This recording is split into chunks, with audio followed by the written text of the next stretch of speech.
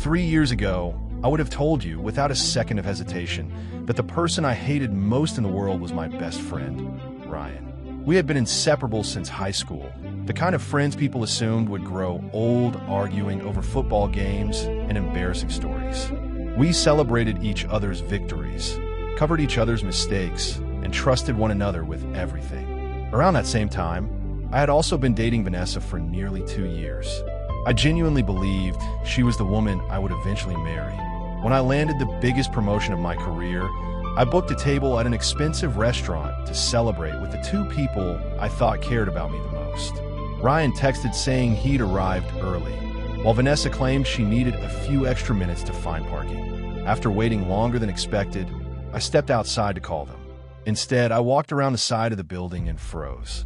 Under the dim security light, I saw Ryan and Vanessa kissing. My entire world seemed to stop. My stomach dropped so hard it felt like the ground had disappeared beneath me. Every dream I'd built for my future collapsed in a single moment. Ryan immediately stepped back, trying to explain, while Vanessa looked shocked that we'd been caught. They both insisted it wasn't what it looked like, then changed their story and claimed it had just happened. Hearing that excuse only made everything worse. It sounded like they expected me to believe betrayal was some kind of accident. I didn't raise my voice or throw a punch. I simply walked away. That silence hurt them more than any argument could have, but it also became the beginning of 3 years of bitterness that slowly poisoned my own life. Cutting them out of my life felt satisfying at first. I blocked their numbers, deleted every picture, ignored every attempt Ryan made to contact me, and even changed gyms because I knew he worked out there. Friends tried to convince me to hear him out, but I refused. In my mind, anyone defending him was defending betrayal itself. Every birthday came with a memory of the friend who used to be the first to call.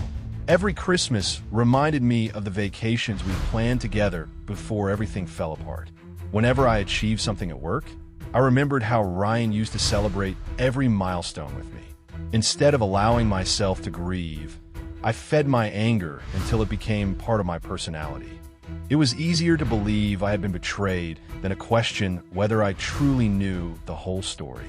Meanwhile, Vanessa quietly disappeared from my life without much resistance. Looking back, that should have been my first clue. Someone who genuinely loved you usually fights to explain themselves. She didn't. Ryan, on the other hand, sent letters, emails, voice messages, and even showed up at my apartment several times asking for 5 minutes to explain. I never opened the letters. I deleted the messages before listening. Every attempt he made only convinced me he was trying to ease his own guilt.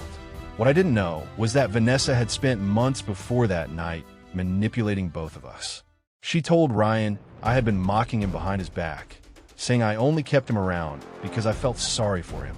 She told me Ryan secretly envied my career and wished I would fail. She would casually plant these lies in separate conversations, always acting reluctant to share them, making them sound believable. She created tiny cracks in our friendship long before the kiss I witnessed. Even the kiss itself wasn't what I believed it to be. Ryan later explained that Vanessa had confessed feelings for him moments before I arrived and kissed him unexpectedly. He pushed her away almost immediately, but unfortunately, I turned the corner during the only few seconds that made him look guilty. 3 years later, life had moved on, at least on the surface. I had become successful, earned more money than I ever imagined, and built the career I always wanted. Yet something still felt missing. One stormy evening, after finishing a late business meeting, I drove home through a winding mountain road because it was the fastest route. Rain hammered against my windshield so hard the wipers could barely keep up. Visibility dropped to almost nothing, but I convinced myself I could handle it. Then a deer suddenly jumped across the road. I jerked the steering wheel instinctively. The tires lost traction on the soaked pavement, and my car spun out of control. Everything happened in seconds. The guardrail snapped beneath the impact, airbags exploded into my face, shattered glass flew everywhere, and the vehicle slammed sideways into a large tree. My chest felt crushed beneath the seatbelt, and I couldn't move my legs. Smoke poured from beneath the hood, while sparks flickered around the engine. Panic replaced shock as I realized I was trapped. I screamed for help, but the only response was thunder echoing through the mountains. Then, through the rain-covered window, I saw someone running toward me. As he got closer, I recognized Ryan. Of all the people in the world, it was the man I'd spent 3 years blaming for ruining my life. Without hesitation, he yanked at the bent driver's door with everything he had. When it wouldn't open, he smashed the remaining window with a roadside emergency hammer from his truck and reached inside, despite the broken glass slicing his hands. He ignored the blood running down his fingers as he fought to free my seatbelt and drag me out of the wreck. We had barely reached the roadside ditch when the engine erupted into flames behind us. Seconds later, the entire car exploded, sending a wave of heat across our backs.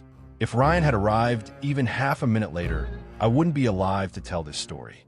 I woke up in the hospital with cracked ribs, a broken arm, countless cuts, and a head full of questions. Ryan visited quietly every day, but he never pressured me into another conversation. He simply asked how I was feeling and left whenever I looked uncomfortable. Eventually, curiosity outweighed my pride, and I finally asked him why he had saved me after everything that had happened. His answer still stays with me today. He looked me straight in the eyes and said, "Because you're my brother long before you stopped seeing me as one." That sentence shattered 3 years of anger in seconds. For the first time, I listened instead of assuming. Ryan showed me old messages he'd never deleted, timestamps, emails, and even conversations proving Vanessa had manipulated us both for months. She had carefully engineered misunderstandings because she enjoyed attention and control. She wanted me emotionally dependent on her while keeping Ryan close enough to validate her ego. The kiss behind the restaurant had been orchestrated after she convinced Ryan she wanted to apologize for all the lies she told. Instead, she suddenly kissed him just as she knew I was walking outside. Ryan pushed her away almost instantly, but my timing made the scene look exactly as she intended. He spent years trying to tell me the truth because he couldn't bear losing our friendship over something he hadn't chosen. Sitting there in that hospital room, every ignored voicemail, every unopened letter, and every hateful thought came rushing back. I realized I'd allowed one carefully staged moment to erase a lifetime of loyalty. I apologized, expecting him to reject me after everything I'd done. Instead, he smiled, shook his head, and forgave me before I had even finished speaking. We never recovered the 3 years we lost. Time doesn't issue refunds, and broken trust, even when repaired, always leaves faint scars. But we started over, slowly rebuilding the friendship that had once felt unbreakable. We met for coffee, watched football together again, and eventually laughed about the ridiculous arguments we'd once had as teenagers. The biggest surprise wasn't that Ryan forgave me. It was discovering how heavy hatred had become until I finally let it go.